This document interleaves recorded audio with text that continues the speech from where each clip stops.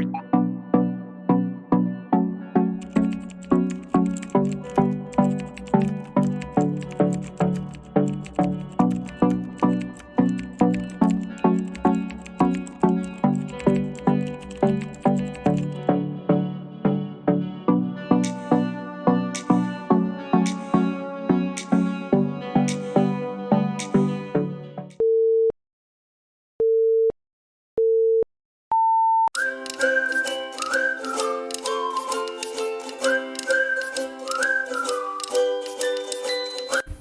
itu kepuasan kerja?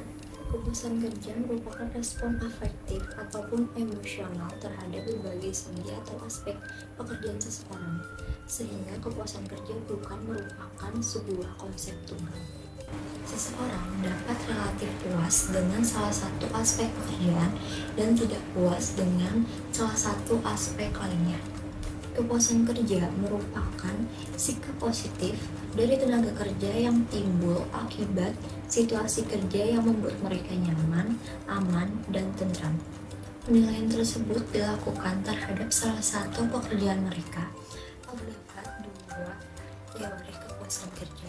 Yang pertama itu adalah two-factor theory yang menganjurkan bahwa satisfaction dan dissatisfaction itu mempunyai dua kelompok variabel yang berbeda, yaitu motivator dan hygiene factor. Yang kedua ada value theory. Pada teori ini memfokuskan pada hasil yang mereka terima. Semakin banyak mereka menerima hasil, maka mereka akan semakin puas. Sebaliknya, jika mereka menerima hasil sedikit, maka mereka tidak puas. Di teori kemudian, menurut Wexley dan Yale, terdapat 3 teori kepuasan yang lazim. Yang pertama itu adalah discrepancy theory. Dalam discrepancy theory ini dihitung kepuasan kerja seseorang dengan cara menghitung selisih apa yang seharusnya dengan yang dirasakan mereka di realita kerjanya.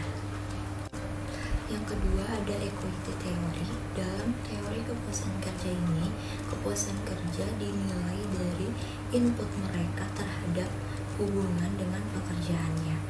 Mereka di dalam equity theory ini tidak melihat hasilnya, tapi melihat hubungan antara pegawai dengan pekerjaannya. Kemudian yang terakhir ada two factor theory. Dalam two factor theory ini terdapat 2 faktor yang menyebabkan kepuasan kerja dan ketidakpuasan kerja. Yang pertama adalah hygiene factor dan yang kedua adalah motivator.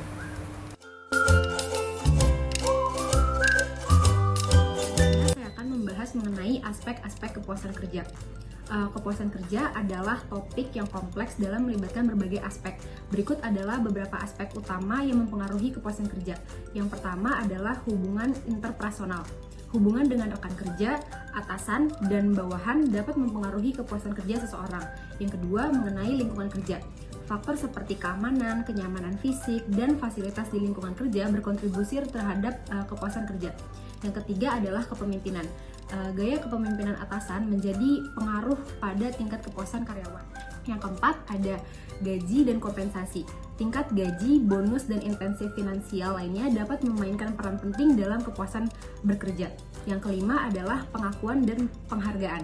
Karyawan yang merasa diakui dan dihargai oleh organisasi, mereka akan cenderung lebih puas dengan pekerjaan mereka. Yang keenam ada kesempatan dan pengembangan. Kesempatan untuk pengembangan pribadi dan profesional dapat meningkatkan kepuasan kerja. Yang ketujuh adalah keseimbangan kerja dan hidup. Kemampuan untuk menjaga keseimbangan antara pekerjaan dan kehidupan pribadi adalah faktor terpenting. Kedelapan mengenai tantangan pekerjaan. Tantangan dan variasi dalam tugas-tugas pekerjaan dapat mempengaruhi kepuasan kerja. Yang kesembilan ada kontribusi terhadap tujuan organisasi. Karyawan yang merasa bahwa pekerjaan mereka memiliki arti dan kontribusi positif terhadap pekerjaan organisasi cenderung lebih puas. Dan yang terakhir adalah kepuasan terhadap karir. Persepsi karyawan tentang peluang karir di dalam organisasi juga memainkan peran dalam kepuasan kerja. Di sini saya akan menjelaskan faktor-faktor yang mempengaruhi kepuasan kerja. 5 aspek yang terdapat dalam kepuasan kerja menurut Levy pada tahun 2022, yaitu pekerjaan itu sendiri atau work itself. Setiap pekerjaan memerlukan suatu keterampilan tertentu sesuai dengan bidangnya masing-masing. Sukar tidaknya suatu pekerjaan serta perasaan seseorang bahwa keahliannya dibutuhkan dalam melakukan pekerjaan tersebut akan meningkatkan atau mengurangi kepuasan kerja. Yang kedua, atasan atau supervision. Atasan yang baik berarti menghargai pekerjaan bawahannya. Bagi bawahan, atasan bisa dianggap sebagai figur ayah, ibu, teman, dan sekaligus atasannya. Ketiga, teman sekerja. Merupakan faktor yang berhubungan dengan hubungan antara pegawai dengan atasannya dan dengan pegawai lain, baik yang sama maupun yang berbeda jenis pekerjaannya. Yang keempat, ada promosi. Merupakan faktor yang berhubungan dengan ada tidaknya kesempatan untuk memperoleh peningkatan karir selama bekerja. Kemudian yang kelima adalah gaji. Merupakan faktor pemenuhan kebutuhan hidup pegawai, dianggap layak atau tidak. Dari banyaknya pendapat, kesimpulan dari faktor-faktor yang mempengaruhi kepuasan kerja yaitu yang pertama, faktor psikologis. Merupakan faktor yang berhubungan dengan kejiwaan karyawan yang meliputi minat, ketentraman dalam bekerja, bakat, dan keterampilan. Yang kedua, ada faktor sosial. Merupakan faktor yang berhubungan dengan interaksi sosial antara karyawan maupun karyawan dengan atasan. Yang ketiga adalah faktor fisik. Merupakan faktor yang berhubungan dengan kondisi fisik karyawan, meliputi jenis pekerjaan, pengaturan waktu dan waktu istirahat, perlengkapan kerja, keadaan ruangan, suhu, penerangan, pertukaran udara, kondisi kesehatan karyawan, umur, dan sebagainya. Kemudian yang nomor 4, faktor finansial. Merupakan faktor yang berhubungan dengan jaminan serta kesejahteraan karyawan yang meliputi sistem dan besarnya gaji, jaminan sosial, macam-macam tunjangan, fasilitas yang diberikan, promosi, dan sebagainya. Selanjutnya, saya akan menjelaskan poin konsekuensi kepuasan kerja. Kepuasan kerja mempunyai dampak yang besar bagi perusahaan. Akibat atau konsekuensi dari kepuasan kerja adalah absensi yang rendah, tingkat turnover yang rendah, adanya organizational citizenship behavior di perusahaan, dan kesehatan dari karyawan itu sendiri. Konsekuensi kepuasan kerja terdiri dari yang pertama, absensi. Absensi dapat merugikan bagi organisasi. Banyak penelitian dilakukan untuk mengetahui hubungan antara kepuasan kerja dan absensi. Hasilnya, kepuasan kerja mempunyai korelasi negatif yang lemah terhadap absensi, menurut George dan Jonas tahun 2005. Yang kedua ada turnover. Turnover adalah penarikan diri dari karyawan dalam suatu organisasi secara permanen. Kepuasan kerja menunjukkan hubungan negatif atau lemah sampai sedang terhadap turnover. Tidak seperti absensi yang bersifat sementara, turnover bersifat permanen dan mempunyai pengaruh yang besar dalam kehidupan seseorang. Lalu yang ketiga ada organizational citizenship behavior. Organizational citizenship behavior adalah sebuah perilaku yang tidak diwajibkan oleh perusahaan tetapi penting untuk kelangsungan hidup dan efektivitas perusahaan. Organizational citizenship behavior ini melibatkan beberapa perilaku, meliputi perilaku menolong orang lain, menjadi volunteer untuk tugas-tugas ekstra, patuh terhadap aturan-aturan dan prosedur-prosedur di tempat kerja. Dalam semua deskripsi pekerjaan karyawan, tidak ada kewajiban untuk memberikan pendapat yang inovatif guna memajukan departemen mereka. Meskipun begitu, karyawan sering membuat saran yang inovatif dan itu mungkin terjadi jika karyawan puas dengan pekerjaannya, menurut George dan Jonas tahun 2005. Lalu yang keempat ada employee well-being. Employee well-being menunjukkan kegembiraan, kesehatan, dan kemakmuran karyawan. Tidak seperti absensi dan turnover, konsekuensi ini lebih berfokus pada karyawan daripada perusahaan. Para peneliti menyimpulkan bahwa kepuasan kerja memberikan pengaruh pada employee well-being secara menyeluruh, menurut George dan Jonas tahun 2005. Cara mengukur kepuasan kerja. Umumnya perusahaan menggunakan 5 pengukuran untuk mengetahui kepuasan kerja dari para karyawannya. Pengukuran yang pertama itu Employee Satisfaction Survey merupakan survei yang dilakukan oleh perusahaan kepada karyawan sehingga para karyawan dapat memberikan opini dan experience mereka terhadap perusahaan. Adapun tahapan dalam melakukan survei, yang pertama menentukan terlebih dahulu variabel. Jadi variabel di sini ditentukan berdasarkan tujuan dari surveinya. Sebagai contoh, ketika perusahaan ingin mengukur kepuasan kerja seorang karyawan, maka variabel-variabel yang digunakan adalah keadilan dalam sistem gaji dan upah, hubungan antara rekan kerja, dan kualitas dari pekerjaan yang dilakukan oleh karyawan. Dalam hal ini sama aja kayak puas atau enggaknya karyawan dalam menyelesaikan suatu pekerjaan. Tahapan yang kedua, membuat daftar pertanyaan. Biasanya perusahaan membuat daftar pertanyaan dengan G-form. Tahapan yang ketiga, mulai melaksanakan survei. G-form yang tadi telah dibuat akan dikirimkan kepada karyawan sehingga karyawan dapat mengisi pertanyaan yang ada di survei. Tahapan yang keempat, ada analisis hasil. Jadi hasil surveinya akan dikumpulkan dan kemudian akan dianalisis oleh pihak perusahaan. Pengukuran yang kedua, Employee Net Promoter Score atau ENPS, merupakan survei yang dilakukan perusahaan dengan cara membagi karyawan menjadi beberapa kelompok berdasarkan loyalitas karyawan. Adapun kelompok yang dimaksud diantaranya kelompok promotor dengan skor 9-10. Karyawan dalam kelompok ini dapat memberikan wawasan berharga terhadap perusahaan. Yang kedua, ada kelompok pasif dengan skor 7-8. Karyawan dalam kelompok ini tidak merasa kuat tentang perusahaannya. Yang ketiga, kelompok pencela dengan skor 0-6. Karyawan dalam kelompok ini tidak puas dengan pekerjaan mereka. Jadi, berbeda dengan pengukuran yang lain, ENPS ini dilakukan dengan cara mengkategorikan karyawan menjadi kelompok promotor, pasif, dan pencela. Adapun rumus dari ENPS yaitu persen promotor dikurang persen pencela. Pengukuran yang ketiga, Employee Satisfaction Index atau ESI. ESI menggunakan 3 pertanyaan untuk mengukur sejauh mana kepuasan karyawan terhadap pekerjaannya. Karyawan menjawab dengan skala 1-10, di mana 1 merupakan yang terburuk dan 10 adalah yang terbaik.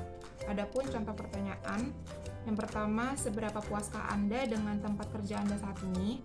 Yang kedua, seberapa baik tempat kerja Anda saat ini memenuhi harapan Anda? Yang ketiga, seberapa dekat tempat kerja Anda dengan pekerjaan ideal Anda? Jadi, ketiga pertanyaan tadi itu ditujukan untuk mengukur kepuasan kerja menggunakan metode atau menggunakan cara ESI.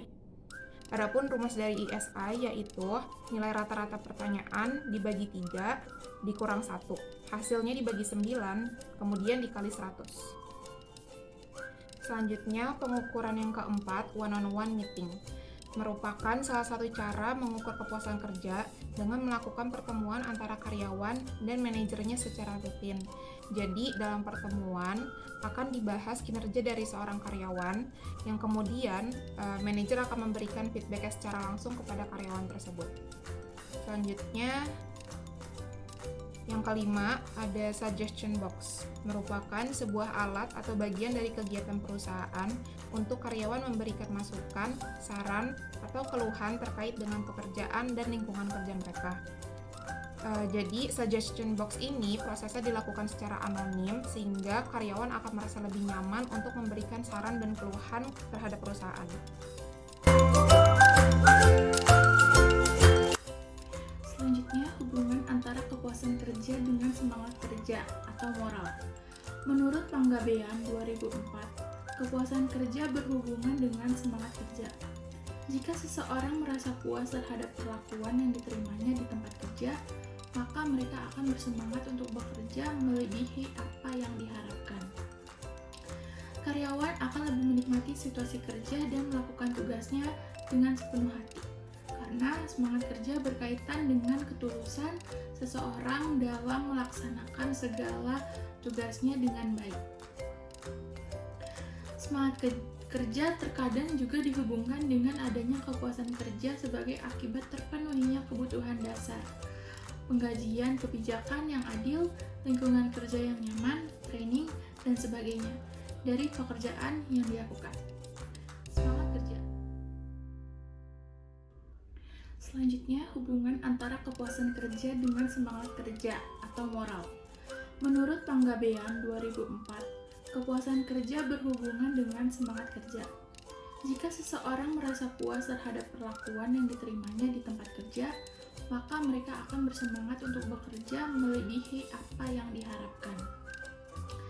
Karyawan akan lebih menikmati situasi kerja dan melakukan tugasnya dengan sepenuh hati, karena semangat kerja berkaitan dengan ketulusan seseorang dalam melaksanakan segala tugasnya dengan baik. Semangat kerja terkadang juga dihubungkan dengan adanya kepuasan kerja sebagai akibat terpenuhinya kebutuhan dasar, penggajian kebijakan yang adil, lingkungan kerja yang nyaman, training, dan sebagainya dari pekerjaan yang dilakukan. Semangat kerja. Apa itu semangat kerja? Semangat kerja menggambarkan keseluruhan suasana yang dirasakan para karyawan dalam kantor apabila karyawan merasa bergairah, bahagia, optimis, maka kondisi tersebut menggambarkan bahwa karyawan tersebut mempunyai semangat kerja yang tinggi. Tetapi apabila karyawan suka membantah, menyakiti hati, kelihatan tidak senang, maka karyawan tersebut mempunyai semangat kerja yang rendah. Semangat kerja atau moral kerja merupakan sikap kesediaan perasaan yang memungkinkan karyawan untuk menghasilkan kerja yang lebih banyak dan tanpa menambah keletihan yang menyebabkan karyawan dengan antusias ikut serta dalam kegiatan-kegiatan dan usaha-usaha kelompok kerjanya dan membuat karyawan tidak mudah terkena pengaruh dari luar, terutama dari orang-orang yang mendasarkan sasaran mereka itu atas anggapan bahwa satu-satunya kepentingan pemimpin perusahaan itu terhadap dirinya untuk memperoleh keuntungan yang sebesar-besar darinya. Selanjutnya ada tingkat stres. Lazarus dan Lonier 1978 mengemukakan tahapan-tahapan proses stres sebagai berikut. Yang pertama, individu mengidentifikasi suatu stimulus yang membahagiakan. Yang kedua, stage of appraisal, individu mulai melakukan penilaian terhadap stimulus yang mengenainya. Tahapan penilaian ini dibagi menjadi dua, yaitu proses mental yang berfungsi mengevaluasi suatu situasi atau stimulus dari sudut implikasinya terhadap individu. Yang kedua, evaluasi terhadap sumber daya yang memiliki individu dan berbagai alternatif cara untuk mengatasi situasi tersebut. Yang ketiga, stage of searching for a coping strategy. Konsep coping diartikan sebagai usaha-usaha untuk mengelola tuntutan-tuntutan lingkungan dan tuntutan internal serta mengelola konflik antara berbagai tuntutan tersebut. Yang keempat, stage of distress response. Pada tahap ini, individu mengalami kekacauan emosional yang akut seperti sedih, cemas, marah, dan panik. Selanjutnya, program fungsi dan tipe konseling. Piotrowesa et al. 1980 dalam Syamsu 2015 mengemukakan bahwa kegiatan konseling memiliki 4 tipe, yaitu yang pertama konseling krisis, yang kedua konseling fasilitatif, yang ketiga konseling preventif, yang keempat konseling perkembangan atau developmental. Selanjutnya ada pembinaan disiplin. Pembinaan disiplin adalah kegiatan untuk memberikan pedoman bagi perusahaan dalam perencanaan, pelaksanaan, dan pengendalian dengan maksud agar perusahaan dapat melaksanakan tugas dan fungsinya secara berdaya guna dan berhasil guna serta dengan didorong adanya rasa ketaatan atau kesadaran pegawai di lingkungan. Kemudian tujuan dari perencanaan pembinaan disiplin adalah untuk lebih terjaminnya ketertiban dan kelancaran pelaksanaan tugas pokok dan fungsi, mendorong peningkatan kinerja dan perubahan sikap dan perilaku, meningkatkan kedisiplinan dan tanggung jawab, serta mempercepat proses perubahan ke arah peningkatan profesionalisme dalam bekerja. Lanjut ke kesimpulan, kepuasan kerja adalah sikap umum terhadap pekerjaan seseorang yang menunjukkan perbedaan antara jumlah penghargaan yang diterima pekerja dan jumlah yang mereka yakini seharusnya mereka terima. Hubungan antara kepuasan kerja dengan variabel lain dapat bersifat positif atau negatif. Kekuatan hubungan mempunyai rentang dari lemah sampai kuat. Hubungan yang kuat menunjukkan bahwa atasan dapat mempengaruhi dengan signifikan variabel lainnya dengan meningkatkan kepuasan kerja. Faktor kepuasan kerja bisa terlihat dari produktivitas kerja dan absensi kehadiran karyawan. Semakin bagus produktivitas dan absensi karyawan, maka bisa dikatakan mereka puas dengan pekerjaan mereka. Begitupun sebaliknya.